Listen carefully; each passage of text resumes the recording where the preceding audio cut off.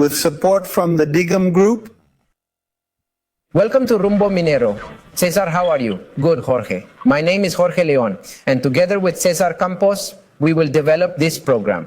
First and foremost, as Rumbo Minero, we wish to extend our condolences and concerns primarily regarding the discovery and identification of human bodies, sadly, in a kind of grave, a mass grave that likely points to organized crime. And since we are in Patas, we suspect that the crime tied to illegal mining is involved. But sadly, Patas is becoming, Cesar, a place of extensive illegal mining and, at the same time, many deaths.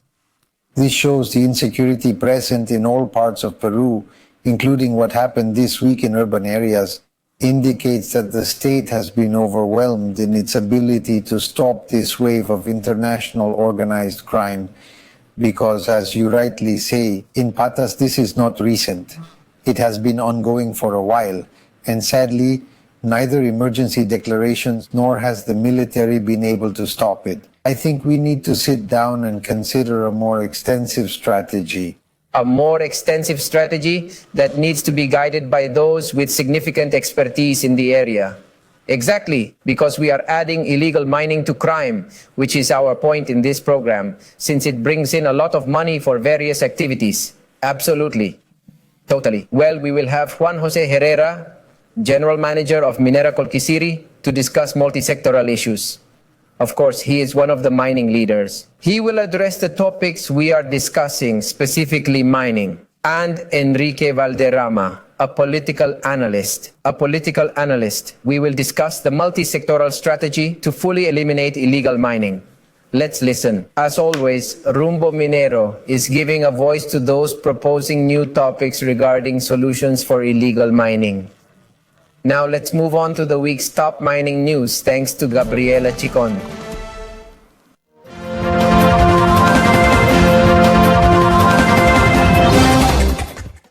Thanks, Jorge. These are the main mining news highlights of the week. In June of 2024, Volcan, a mining firm, announced it signed a contract for the complete sale of its hydroelectric subsidiary, Juancor, to a firm that will be created by EDP Peru and 3 investment funds. The mining company has confirmed that the transaction closed for a final value of $49.5 million before taxes and deductions, which is higher than the $46.8 million that was previously mentioned. The British company Nativo Resources has revealed its plans through its partner Boku Resources to establish a gold ore processing plant in Arequipa. This facility is expected to greatly lower transportation costs thanks to its closeness to the Tesoro gold mine. The facility will be situated on a 500-hectare mining concession in the Acari district, only 30 kilometers from the mine. Now we have Juan José Herrera, the General Manager of Minera Colquisiri, with us. Juan José, welcome to Rumbo Minero. Thanks, Jorge, for the invite. I'm glad to be here with you. All right. As one of the general managers, leaders, CEOs, and leaders in mining companies, what do you think the Ministry of Energy and Mines has begun formulating for the national multisectoral policy, focusing on mining with a target of Explain to us what this means, what they intend to convey, and it makes us Peruvians nervous when they start pushing agendas forward because they can sometimes shut down options for us, but I could be wrong. Explain a little bit. Well, this agenda, let's say this future agenda, takes us about 25 years from and the nation that has developed many aspects in this process. We find ourselves with this proposal, this work plan, which I think has, so to speak, a positive aspect in that they are concerned about mining and formal mining. Isn't that right? Because formal mining is the most significant for development, and to see all that forms around the economy of the country, around where it is situated, right? So I understand that this is a working human group formed and led by the Ministry of Energy and Mines, plus 8 ministries and the PCM, to contemplate and define and to clarify what future the country hopes for in mining. Juan Jose, the Peruvian Institute of Economics found a substantial study showing that 1,700,000 people, our compatriots, would have left poverty if this portfolio of projects we know and have promoted for a decade, which is also growing in value from $50,000 to $60 billion, had been executed. Do you feel we are at a crucial time to be able, especially, to position ourselves on the other side of the table in this immense demand for minerals and critical minerals required for the energy transition and genuinely persuade most Peruvians about its significance?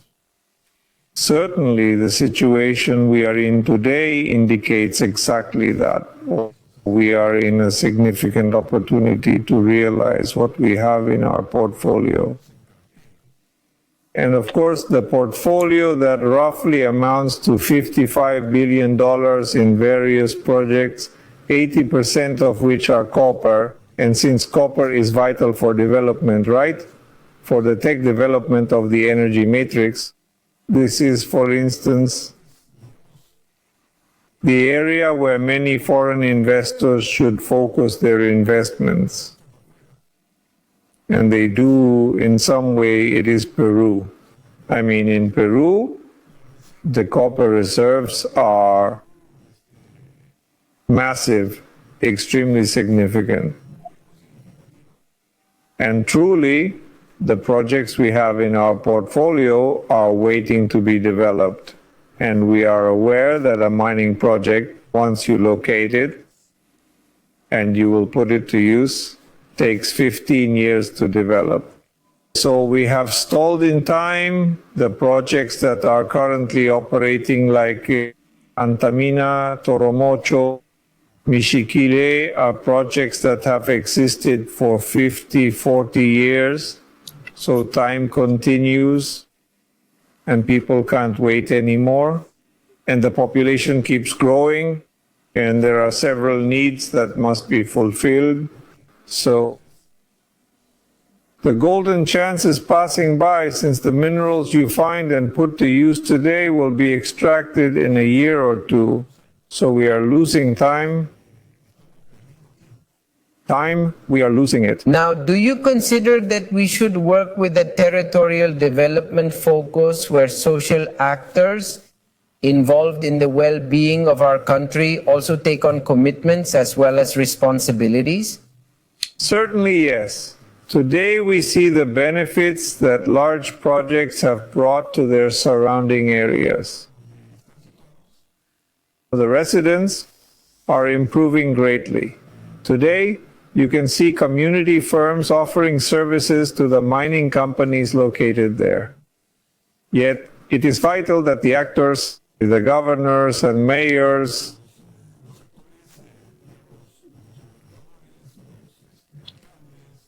the local leaders, the residents of each territory can gather at the table and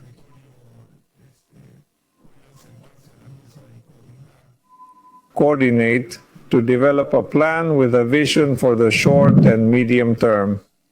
Today, predicting the long term is almost impossible. Today we see short and medium term plans, and we are talking about plans for months and at most a couple of years, so time passes. If the 16th Phase International Mining Conference occurs in Sinda in Australia, Juan Jose, it's vital since it's nearly a PDSE, and Australia is a country we also need to attract, not just for its investments, but also for its advanced tech. Alimenta. The question is, and we keep asking ourselves, if an investor from outside will see this as an opportunity to revalue everything we have, coming to Peru with clear and specific guidelines, and that we have refined how to draw in those investments. What's your opinion? Yes, these events have been taking place in Canada for quite some time via the PAC or Perumin here in Peru, or the event in Australia. Today, Australia is a nation with a lot of technological advancement, especially in mining tech, and they showcase what they have, what technology, development, and engineering they can provide. They also assess how the visiting country is faring, because I recall that previously at the PSI, Peru's booth was a trivial smallness. What can we say about And it? it has grown over What to say? time, and today it is a very important presence that allows us to make the offer to these countries that are developed to reach. Come to Peru with predictability. What we need here is clear rules, predictability, and a government that aids these projects to come to fruition with the same spirit that the investor has to move them forward, not only for profit, but also for social benefit. In short, Social. if we have established better conditions to draw in that, I think conditions have been getting better. But I feel that all this enhancement also slows down with time. We know that the red tape to move projects forward is huge. Sometimes that disheartens. And sometimes today, international banks finance by considering all these aspects. If the country displays credibility, shows that there are just regulations,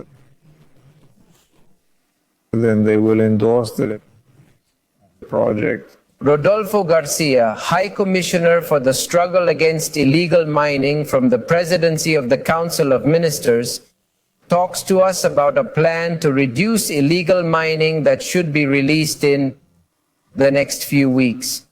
That would reduce illegal mining by 10% annually. What's your view on illegal mining right now? And if you think this plan isn't just about creating a plan, it's about it functioning, isn't it? We know that illegal mining brings about many security and environmental troubles. It's a stroke of luck to mine however I want.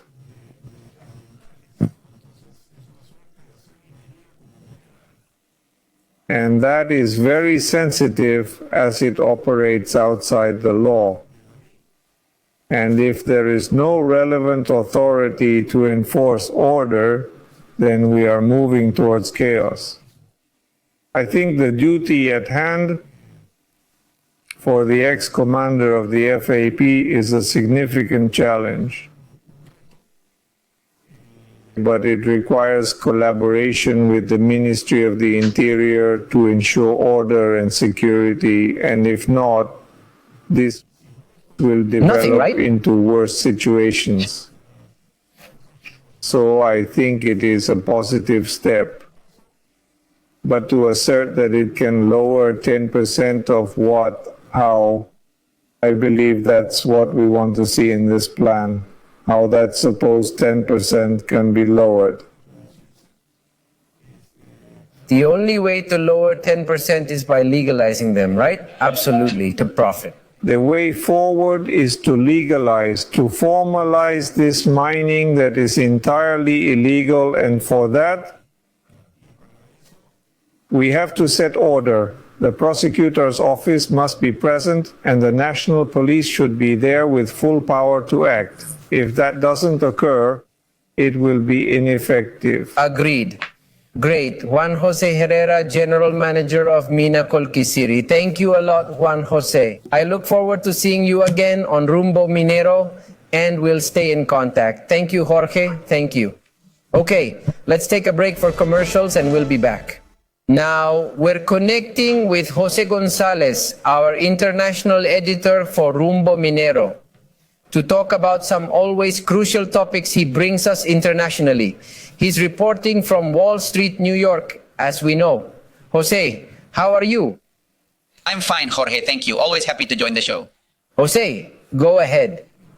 Microsoft and Constellation Energy have just announced an investment of $1,600,000,000 to restart the 3 Mile nuclear plant.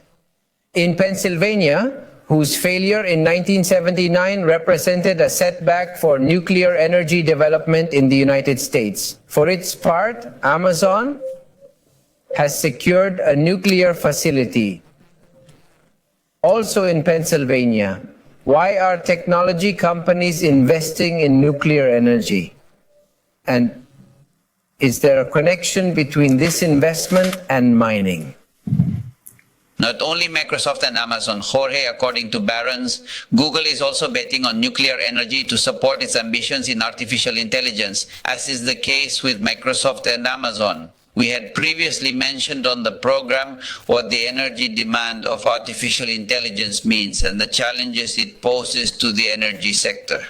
Google, Barron's points out, is following in the footsteps of its tech rivals, reaching an agreement with an energy startup, Kairos Power, to develop a number of nuclear power plants that will generate the electricity needed for its AI data processing. This agreement comes just under a month after Microsoft announced its own nuclear partnership.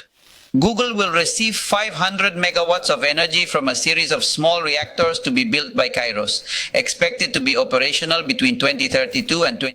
Google selected small modular reactors because they are quicker to construct, can be deployed in various locations, and help ensure a more predictable project delivery. Sundar Pichai, Google's CEO, states that this is the company's final step in speeding up clean energy sources. Microsoft, as I noted, has a deal with Constellation Energy to source energy from 3 Mile Island, where a reactor is set to come back online in 20. While Amazon purchased a site next to a nuclear facility from Talent Energy to obtain energy directly instead of from the transmission grid. Google's plan indicates that the company is aiming for solar energy for its data centers, which will help it achieve its goal of carbon-free energy around the clock. The initiatives of 3 of the Magnificent 7, referring to the 7 largest tech companies globally, are set against the backdrop of the need for the United States to add 1 terawatt of clean energy over the next decade, are framed by the necessity for the US to add 1 terawatt of clean energy in the coming decade. That has been highlighted for decarbonization during the energy transition, finds a new source in AI, a new demand source as mining winds down regardless of the source. The rise in installed electric generation capacity only implies greater demand for critical minerals, and among them, the king of these critical minerals in the future is copper. I was going to ask you about this. This isn't factored into the significant copper demand anticipated for the next years. This would boost the necessity for copper worldwide. Accurately, what was budgeted and anticipated for the future is the electricity demand, and the copper demand due to the energy matrix shift related to electromobility in the energy transition. Artificial intelligence puts much more pressure on energy demand because there is massive global construction of data centers, which is the cloud. This will only highlight, as the IPE mentions in the case of Peru, that the demand for copper in this cycle of energy transition and artificial intelligence will be the highest in history, supporting the outlook for substantial and secular increases in copper prices moving forward. Investment. Very interesting, Jose. Meanwhile, the price of the gold, as you predicted in the last episode, is nearing $1,700 per ounce as a consequence of the war in the Middle East and the refuge sought by many investors in this trend. However, we must consider the impacts on stock market dynamics as we approach the end of the third quarter, which has balances. How has that impacted the stock prices of the major gold-producing companies? Good question, Cesar. Since markets typically follow the metal's price more closely than the stock values of the producing firms. According to investing.com, the gold-producing companies are on track for their best earnings quarter in history due to the increases in precious metal prices and reduced production costs. Curiously, different from the past, the stocks of gold miners haven't increased like before when their value would multiply the rise in gold prices by 2 or 3 times. This means that the stock price increases 2 or 3 times what the gold price does. Now, while gold has increased 1% in the last almost 12 months, GDX shares, which is the largest ETF of gold producing companies worldwide, has merely, in quotes, increased by 1%. The 1.3 times increase in gold's rise doesn't necessarily balance out the stock investment risks from geological and geopolitical operations that the companies face, Investing.com notes. According to stock analysts, the performance of its counterpart is attributed to the long-term rise in interest rates and many instances, 11 to be precise, and due to the interest, the enthusiasm in the stock markets because of artificial intelligence. It should be noted that gold is an alternative asset, meaning it tends to perform well when the market does poorly and vice versa. Currently, Adam Hamilton of Investing.com thinks that the stocks are undervalued in relation to the metal prices. Indicate an average gain of 63% for the ounce price between June 23 and June 24, and those gains might rise this quarter, closing between 81 and 100%, and the stocks of gold-producing companies should react positively, regardless of the volatility in the metals price. Many thanks to José Gonzáles for these essential reports. And now, we await you next week to keep talking about, touching on these key international themes. A hug. All right. Well, let me remind you about the magazine Rumbo Minero. In this case, the major mining event in America, Expo Mina in 2024. A summary of everything that was Expo Mina. The next edition is also coming. Everything that occurred at Expo Mina. Next, we would like to inform you that on the Rumbo Minero website, www.rumbominero.com, you can enter and download the magazine completely free with all the very important reports on mining. Discover more about mining for suppliers and mining firms. It's always vital to have this information. Cesar, yes, Jorge. Now let's present the AMSAC Mining Assets segment. The environmental situation in La Roya was quite complex. Peru had to assume its protective responsibility to safeguard the health of the population and the ecosystem.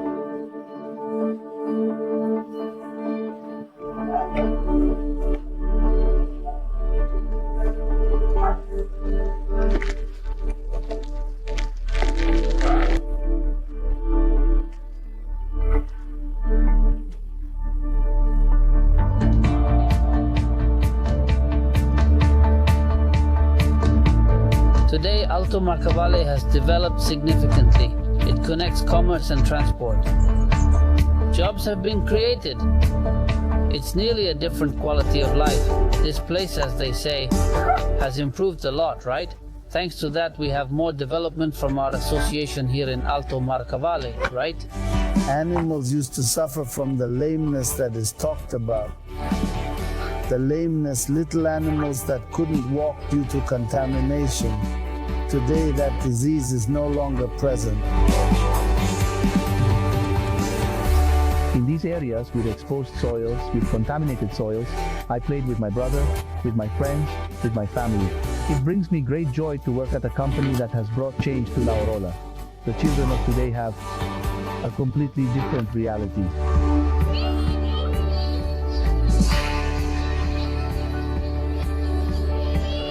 The commercial domain suffix.com.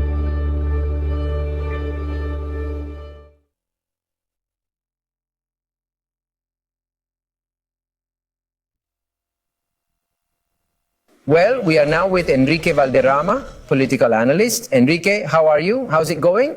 Nice to be here. Welcome to Rumbo Minero. Enrique, tell us a bit. We're here forever, trying at Rumbo Minero to understand various things. And we are very interested in political analysts because mining, unfortunately, it's become political. People know more about mining in Peru thanks to all the work done by various entities and television programs, magazines and resources on mining. That's good. The theme is that illegal mining is affecting us, overwhelming insecurity in everything. Recently, the High Commissioner for the Fight Against Illegal Mining from the PCM, Rodolfo Garcia, discusses that he has a plan which he will present in the upcoming weeks in the midst of, in October, concerning the decrease of illegal mining by 100 each year. We'd love it, honestly. The thing is, what's the plan? What are they suggesting? Is it just a plan? What's the magic solution? Because we have many magic plans from past governments and illegal mining continues. First of all, Peru is definitely a mining country. I believe this must be clear in positive terms, and we should encourage mining formalization and the expansion of modern large-scale mining. Secondly, I don't think this government currently has a clear understanding of the issue. Initially, because the budget for combating illegal economies has been reduced by 21% compared to last year, when the problem has evidently increased. Moreover, it's crucial to highlight the major impact on the economy, especially concerning illegal economies in the nation. To give people an idea, in the last 10 years, up to 2023, drug trafficking amounts to 670 million, while illegal mining totals 8 billion. Therefore, the main issue here is definitely the fight against illegal mining. However, I also consider that there are 600,000 families connected to mining, and if the state were to propose a genuine formalization policy, we could effectively isolate the illegal miners from those engaged in undoubtedly criminal activities. I think this strategy has not existed, not only in Boluarte's government, but in recent years too. Remember that in 2012, I believe, Humala presented a regulatory package for mining formalization that unfortunately did not succeed. The formalization of many who are engaged in extractive activities, the issue of. Illegal mining, Enrique, is not only an economic activity, the extraction outside the law, but as we know and you have rightly pointed out, when compared to drug trafficking, there is violence and organized criminality. What recently happened in Pataxi, which Jorge Leon Benavides discussed in the program's introduction, where a 1-kilometer deep mass grave was found with several corpses, shows the scale of a much bigger problem. Greater. In any event, a state of emergency has been declared, just like with urban violence. Do you believe that's a solution? What might you suggest as a possible proposal to address these aspects, these collateral issues of criminality? Well, initially, I'd say that regarding environmental crimes, which would definitely fit within the country, if we find 10 convictions, that would be quite a lot. At first, the law is not being enforced. Next, I believe we should isolate the large group of those who wish to formalize with a coherent and logical plan in return for raising environmental standards, even facilitating the possibility of importing environmentally friendly concentrators or machines to process minerals, which is feasible. But we must adopt a very strict and firm approach towards those who do not want to formalize, or even those who cannot be formalized, like the outright illegal ones related to the Amazon issue, while making considerable progress. Keep in mind that in the northern part of the country, there is a lot of discussion about the Amazon, but the largest gold production is in La Libertad and Cajamarca primarily. Sure, I think we need a strong, firm approach from the state, which unfortunately is absent today. Sadly, illegal economies such as drug trafficking and illegal mining have infiltrated, and this must be acknowledged, the regional structures, primarily of the prosecutor's office and the judiciary. They even have individuals with considerable political influence. Let's say that by... There are representatives, it should be noted, in regional and municipal governments as well as in Congress, just like drug trafficking did, and researchers. On the subject, like Jaime Garcia, spoke even of drug trafficking blocks, you remember that. Of course, it is one of the major problems in Latin America, not only in Peru, but also in Colombia in the past. But today, I believe we are experiencing the same phenomenon that was seen around drug trafficking, which was previously the main criminal activity, now with illegal mining. That's why I propose a viable formalization approach, but strict for all who genuinely want to be formal, and for those who don't, a truly effective firm hand from the state against the illegals. Clearly putting all resources at disposal in the most sensitive areas, which we all know where they are, unlike, let's say, other phenomena. It is fully identified even where the illegal activity is taking place. We're talking about $4 billion in illegal annual exports from illegal miners, which means the largest ever seen in Peru's history, obviously totally illegal. It goes through Bolivia, it goes wherever, even through Brazil. Illegal mining has gained political power, which is what we are discussing. Agreed. Now, those prosecutors and government members are also under threat. They are in the same communities as those they have to monitor. So, it wouldn't be, you mentioned force, the full weight of the law. Wouldn't it be interesting to be able to militarize areas, for instance, the mining corridor? When the mining corridor stops, it causes significant economic damage to the whole country. Terrible, terrible. Therefore, there are methods to militarize zones of national interest. This is also a debate on this matter. Moreover, if one is going to oversee, they require the army, since the police are already overwhelmed. The army is needed to enforce things first. Secondly, we need government offices in unlawful zones, and supported by the armed forces, because if they don't, they will be overridden. Look, there is a very important experience that I'll recount quickly. 75% of the world's opioid exports were concentrated in Afghanistan. The solution they had was to militarize the issue. But ultimately what they accomplished was that neighboring countries concentrated nearly all production, which merely shifted the problem. The same occurs with states of emergency. The state of emergency in Agustin is no longer displacing. They are in Rima, which is elsewhere. The topic, I think, yes, I do support militarization, but like the fight against terrorism here, meaning the blend of police intelligence, the state's presence, and military support. With those three factors, I believe we can advance. Not we just also need militarization plans, for militarization's since there are sake. illegal ones in many areas. And I believe that one way to legalize is for the government to manage these plants. Exactly.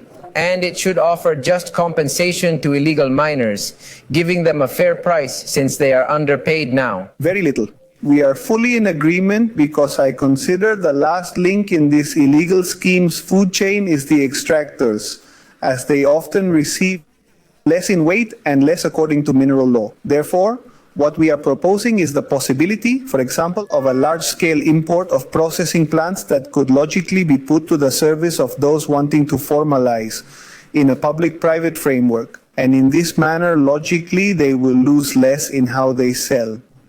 But I tell you, this logically requires political will, and sadly, I don't see the government wanting to make progress on this. And in Parliament, as Cesar Campos has rightly pointed out, unfortunately, I believe that interests from the other side are prioritized over formal interests. Sadly, that's what we're seeing. There are plants that comply with all the laws, but there are plants that do not. Some are taking in any kind of mineral from wherever it comes, while others do follow the law. Therefore, we must distinguish between them. And I think the SUNAT offices alongside, which can now be created with containers, would be a great idea. If there is no military support, it will be a major issue because they will be attacked. This is a strategic topic that needs to be managed well, but they have to be present. The government must be on the field. Totally agree. That's why I said, on one hand, a sensible and coherent possibility to move towards formalization. This could be about facilitating these processing plants in a public-private partnership, but also with a firm hand, meaning state and police presence, and the military's presence to help address the issue.